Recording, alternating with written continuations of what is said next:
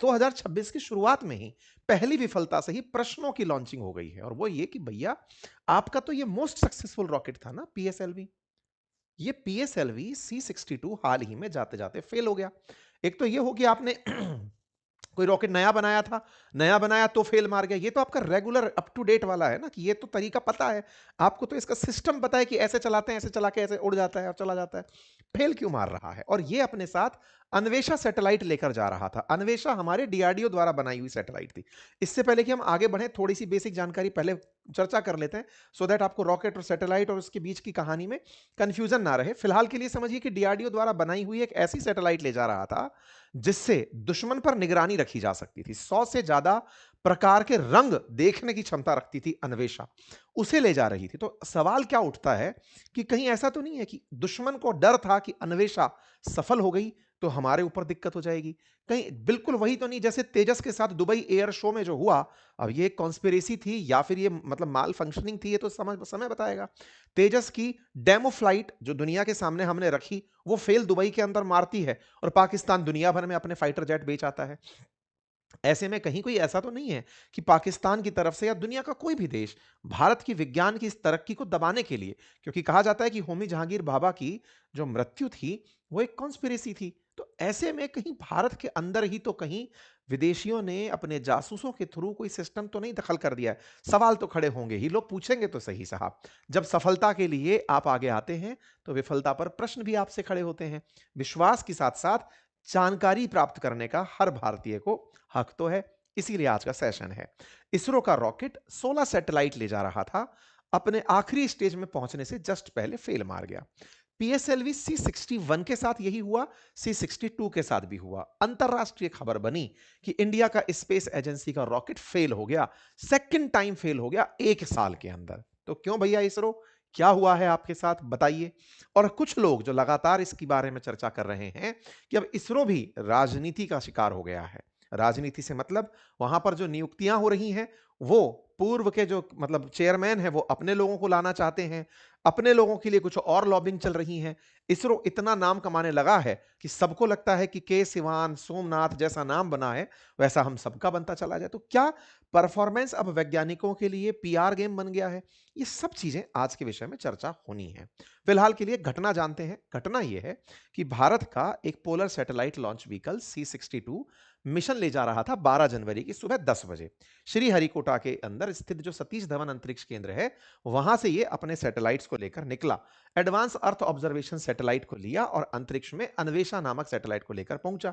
अन्वेषा एक बड़ी imaging website satellite थी। इसको डीआरडीओ ने विकसित किया था ताकि दुश्मन के ठिकानों की सटीक पिक्चर ली जा सके और दुश्मन के ठिकानों की अंतरिक्ष से रिकॉर्डिंग की जा सके, देखा जा सके। कुछ ऐसी सैटेलाइट थी हमारी अन्वेषा, जिसे ये ले जा रहा था। अब देखो अन्वेषा क्या ले जा रहा था वो हम समझेंगे, लेकिन पहले ना मैं आपको थोड़ा सा यहां पर एक पिक्चर के माध्यम से समझाता हूं। पहले आप इस पूरे के पूरे सिस्टम को देखिए। ये जो आपको दिख रहा है पीएसएलवी, ये है पोलर सैटेलाइट लॉन्च व्हीकल।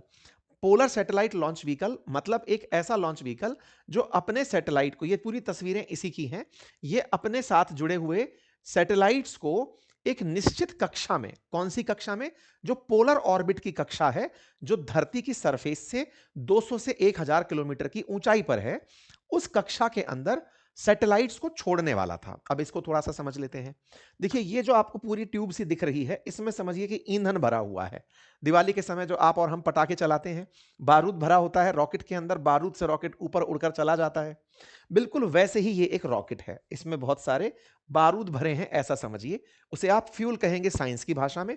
इसमें चार चार सिस्टम है, चार इंजन है। दो लिक्विड फ्यूल से चलते हैं, दो सॉलिड फ्यूल से चलते हैं। इस प्रकार से पीएसएलवी का सिस्टम बना हुआ है। फ्यूल से चलने वाले इंजन लगे हुए हैं। इसके ऊपर ये वाला जो कैप सा लगा हुआ है, इस कैप में पेलोड भरकर भेजा जाता है कि जाओ बेटा इसमें जो माल है उसे सुरक्षित जाकर के 600 किलोमीटर की ऊंचाई पर पटक आना। वहां पटक दोगे एक निश्चित गति से, फिर वो धरती के चक्कर काटते रहेंगे, वो नीचे आकर नहीं गिरेंगे क्योंकि तब उनको ग्रेविटी परेशान नहीं करेगी, सेंट्रीफ्यूगल फोर्स उन्हें काउंटर कर ले जाएगा। ऐसे के अंदर ये सारे की सारे पेलोड्स को, जिन्हें सैटेलाइट्स कहते हैं, उन्हें इस कैप में भरकर छोड़ दिया जाता है। अब ये जो नीचे का पूरा सामान है ना, ये रॉकेट के अंदर भस्म हो जाता है। ये जो पूरा सेटअप है, ये इस पूरी यात्रा में जलकर राख हो जाता है। कहां गिरता है? अंतरिक्ष में गिरता है। अंतरिक्ष में गिरता है, किसी को दिखता नहीं, दिखता है, उसे ही हम डेब्रिस कहते हैं, अंतरिक्ष का कचरा। सर ये कचरा जल करके बर्बाद वहीं होता है। अभी क्या हुआ? अभी यही हुआ कि ये वाला सैटेलाइट ले जाता हुआ, सैटेलाइट यहां भरी थी, इन्हें ले जाता हुआ ये रॉकेट था, अंतरिक्ष में गया, अपने स्टेज 3 से स्टेज 4 में जाना था, स्टेज 3 में फेल मार गया। फेल मार गया मतलब वहां से 3 एक्टिवेट नहीं हुआ, या कहिए कि स्टेज 3 से जो इसे गति मिलने वाली थी इंजन चल के, वो नहीं हो पाई। आप कहेंगे लेकिन सर आपने बताया इसका इतिहास पुराना है। बिल्कुल, 20 साल पुराना इतिहास है। 64 नंबर डला है, 62 नंबर डला है, तो 61 भी रहा होगा, 60 भी रहा होगा, 50। इतने लॉन्चिंग इसकी सफलतापूर्वक रही हैं, इतने मिशन इसके सक्सेसफुल रहे हैं। इतने सक्सेसफुल मिशन में अब आप इस समय फेल मार रहे हो। अरे सर इंजन पुराना हो गया होगा। अरे भाई, ये तो पूरा सिस्टम ही ऊपर जाके भस्म हो जाता है। मतलब ये नहीं है कि आपको सेम इंजन बार बार यूज करना पड़ रहा है, तो ये दोबारा दोबारा बनाना पड़ता है। बनाना पड़ता है, उसकी एक लागत होती है, करोड़ों रुपए लागत होती है, सैकड़ों करोड़ रुपए लागत होती है। ये जो पूरा सिस्टम आप बना देख रहे हैं, इसकी लगभग 250 से 300 करोड़ की लागत मानी जाती है। ये सिस्टम जो बनता है, ये हर बार बनता है और हर बार फूकने जाता है। तो सोचिए कि ये जो ऊपर सिस्टम ले जा रहा है, वो कितना महंगा काम का होगा, जिसके लिए आप 150 200 200 300 करोड़ रुपए फूंक दे रहे हो। इसका मतलब काम तो बड़ा होता होगा। तो ऐसे में अब बड़ा सवाल है कि sir same type of engine है लेकिन सेम इंजन नहीं है। मैंने कहा बिल्कुल सही पकड़ रहे हो, सेम चीज नहीं है, मतलब वही दोबारा दोबारा यूज नहीं हो रहा है। तो फिर तो इसका मतलब यह है कि जो पुरानी चीज थी वो दोबारा जब बनाई गई तो उस समय पर गड़बड़ हो गई। बहुत सही। तो जब उस समय पर गड़बड़ हो गई, इसका मतलब या तो उसकी नोजल में जो भी मशीनी भाषाएं हैं, वो इंजन जो दोबारा बन सकता था वहां क्वालिटी में कोई गड़बड़ हो गई हो। बिल्कुल हो सकता है, भ्रष्टाचार कहीं भी जगह ले सकता है। आपको ओवर कॉन्फिडेंस आ गया, अब तो अपन को फॉर्मूला पता है, कर देंगे, मिलावट कर दो। हो सकता है आपने किसी माल में कॉम्प्रोमाइज कर दिया हो सकता है आपका कोई वैज्ञानिक इस गलती को करवा रहा हो कि सुनो अगर ये फेल मार गया तो इंडिया की बेइज्जती होगी, बेइज्जती से फायदा होगा। अरे क्या फायदा होगा भाई किसी का? फायदा यह होगा कि पहले तो दुश्मन की निगरानी हटेगी, दूसरा यहां पर जो पेलोड जा रहे थे वो केवल भारत के नहीं थे, उसमें दुनिया के और देशों ने भी अपने सैटेलाइट भेजे थे। दुनिया के और देशों ने ये 15 सैटेलाइट भेजे थे।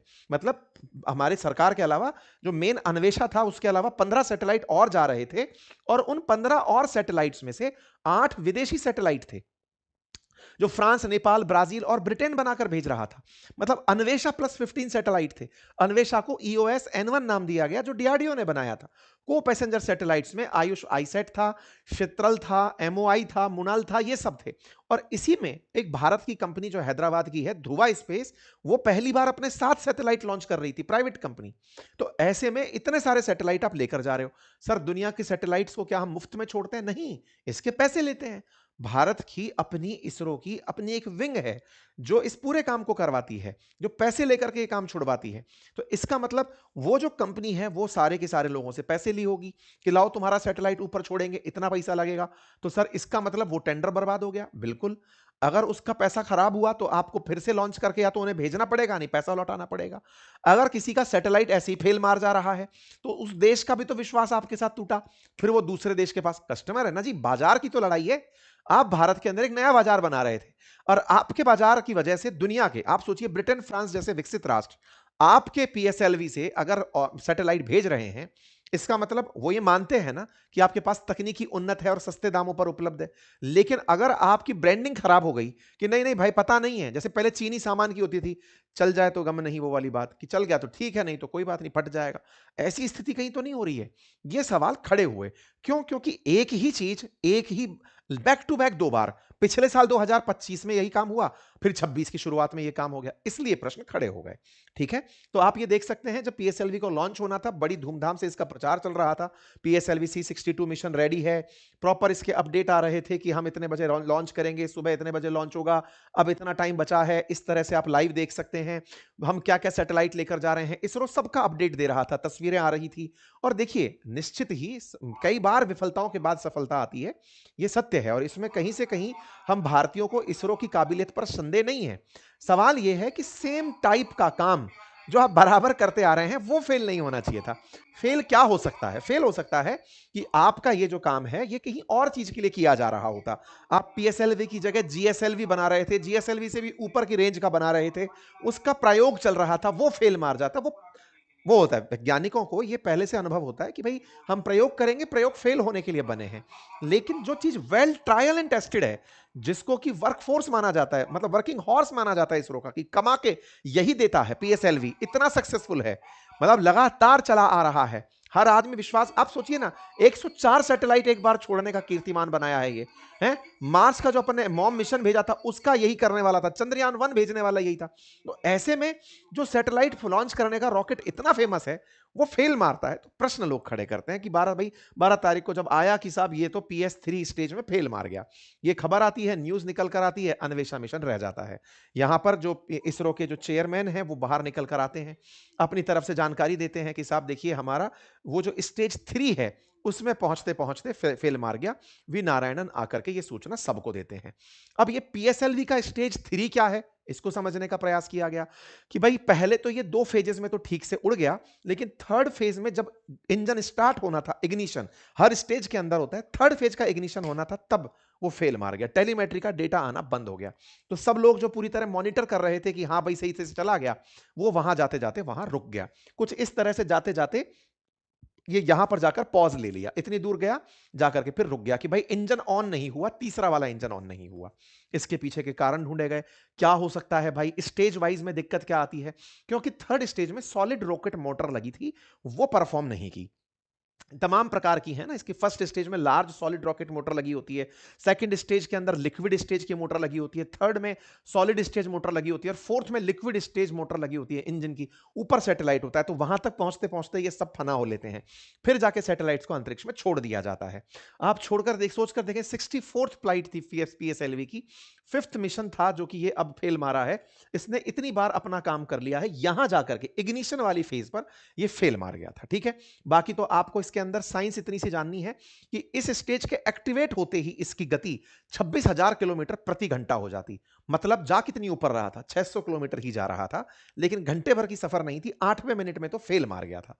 मुख्य विफलता के पीछे बार बार कहा जा रहा है कि या तो इसके नोजल में या केसिंग सिस्टम के अंदर कोई संरचनात्मक या कोई फिजिक्स की मिस्टेक है, जिसकी वजह से दबाव में कमी आई और ये फेल मार गया। लोग सोशल मीडिया पर सवाल करने लगे कि भाई हमारा जो हमारी इज्जत और पहचान बना हुआ है वो रिपीटेडली फेल मार रहा है, इसरो को इस बारे में विचार करना चाहिए, क्योंकि 5 फेलियर हुए हैं अब तक इसके 32 साल में, और एक साल में 2 बार। ये तो बड़ा सवाल है। आप कहेंगे एक साल अभी तो शुरू ही हुआ है, 2026 में 2 बार हो गया क्या? नहीं, एक साल के दरमियान, 2025 की जनवरी से अब 26 दिन की जनवरी के बीच में।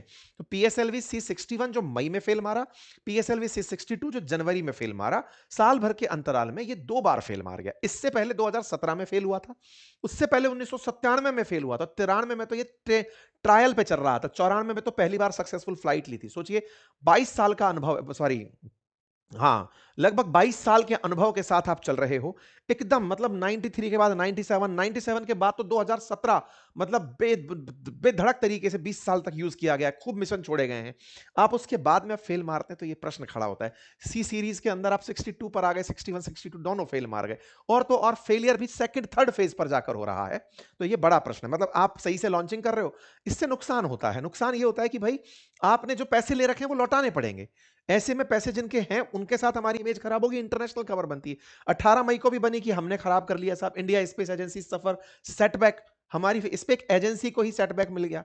लोग इस खबर को पिछली बार से भी इसी तरह से उठाए थे, क्योंकि इससे जो इसरो की कंपनी है जो दुनिया भर से अपना बिजनेस लेकर आती है, जिसका नाम न्यू स्पेस इंडिया लिमिटेड है, जिसके थ्रू अब सैटेलाइट भेजते हैं, वो न्यू स्पेस इंडिया लिमिटेड का जो व्यापार है वो प्रभावित होता है, क्योंकि उसको कमर्शियल बीमा बीमा का प्रीमियम भी देना था। सरकार की जो अन्वेषा है जिस पर पैसा खर्च हुआ है उसका कोई बीमा होता नहीं है, सरकारी कंपनियों का क्या ही बीमा, क्योंकि सरकार किससे पैसा मांगेगी। तो ऐसे में बोले उसका तो पैसा बर्बाद ही हो गया। और जो बीमा कंपनियां हैं वो प्राइवेट एजेंसीज हैं, उनको देंगे, और आपको विश्वास बहाली के लिए अब जब तीसरी बार आप भेजोगे, और जब ये काम प्रैक्टिस में कर रहे हो, तीसरी बार भेजोगे तो हो सकता है मुफ्त में भेजना पड़े। नए हैं तो सब्सक्राइब करें, साथियों से इसे अवश्य साझा करें।